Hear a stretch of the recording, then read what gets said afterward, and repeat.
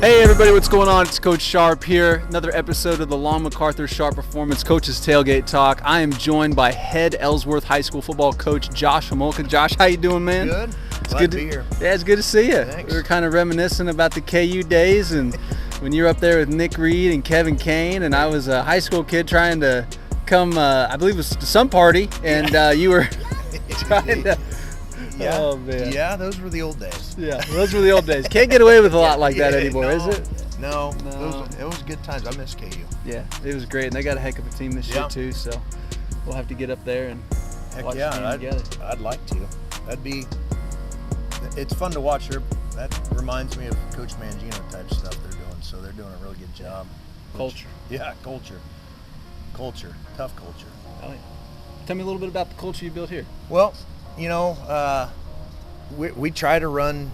We're a power type team, and you know we'll have some spread types things in it, but we've really tried to focus on being North Dakota State type team. You know, a lot of it's been modeled off what Coach Mangino did to get going.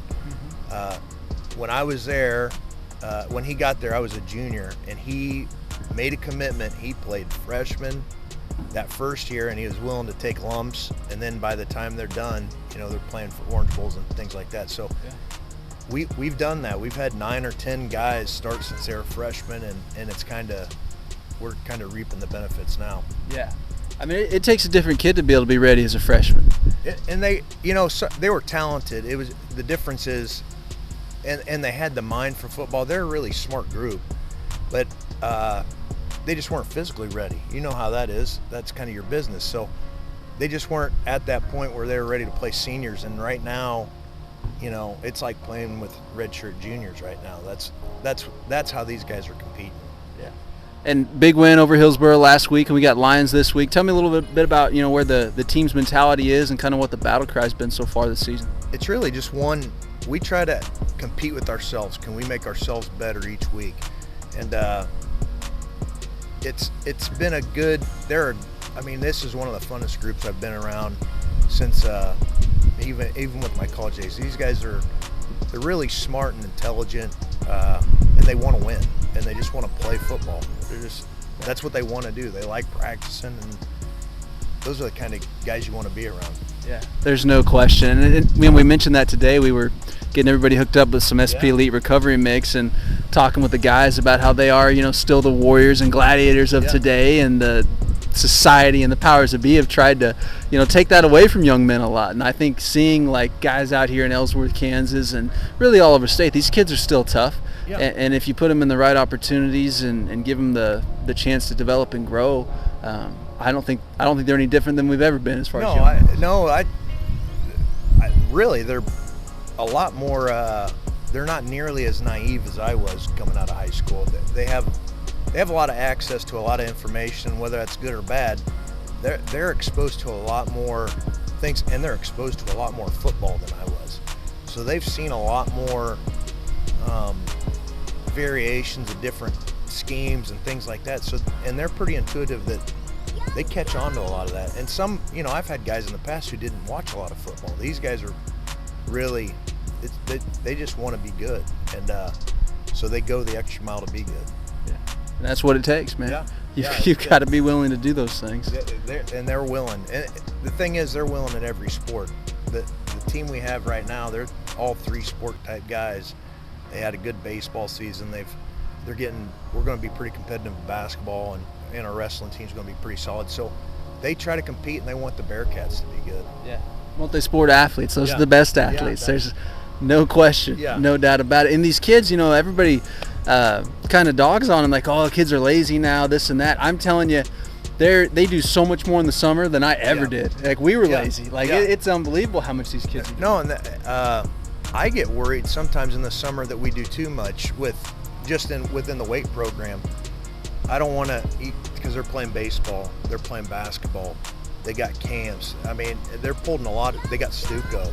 Our guys are our student athletes, ladies and gentlemen, are all over the place, and I get worried about overworking them sometimes and they want it. So just being smart with our stuff and making sure they buy in. This group's really bought that. Yeah. I think one of the most important things that we look at with our athletes is managing the training load and the overtraining, because you're right, your high performers, they want more. They're in here at 6 a.m. busting in the weight room with you, and then they're trying to come work out with us. I'm like, whoa, like, hey, we got to really look at this training volume. We got to be smart about this. And I have guys who want to do. They want everything I can give them, and then they want to come over and get what you guys got. So, and that is a worry I have sometimes, especially with different sports, and they're pulled a lot of directions. I mean, they have a lot of, and recruiting's a lot different. It's all different. So I didn't have anybody tweet me during class, or like we were talking about earlier, text me during class. So I was just hoping to get a letter in the mail. Right. You know, it was simpler days. They really have to manage a whole lot more than we ever did. Yeah. These kids today, my hat's off to them. Yeah. I can imagine how it could be overwhelming for. Well, they don't even know any different. So we do, but they do a lot of things that we didn't have the opportunity to do, and I don't know if it's better or worse, but they got to manage a lot. Yeah, no question, Coach. Well, I think it wouldn't be right to mention Caden Davis, who's had quite the college career and is bouncing around right now in the NFL and other pro teams. What is that like, having a guy from a small town Kansas, Bearcats right here in Ellsworth, being a professional football player? Are your youth kids, your high school kids, are they excited to that? When Caden comes back? Yeah. Oh, he had a camp this summer and it was huge. He had all of our guys went, but they see a guy who he had to fight. I mean,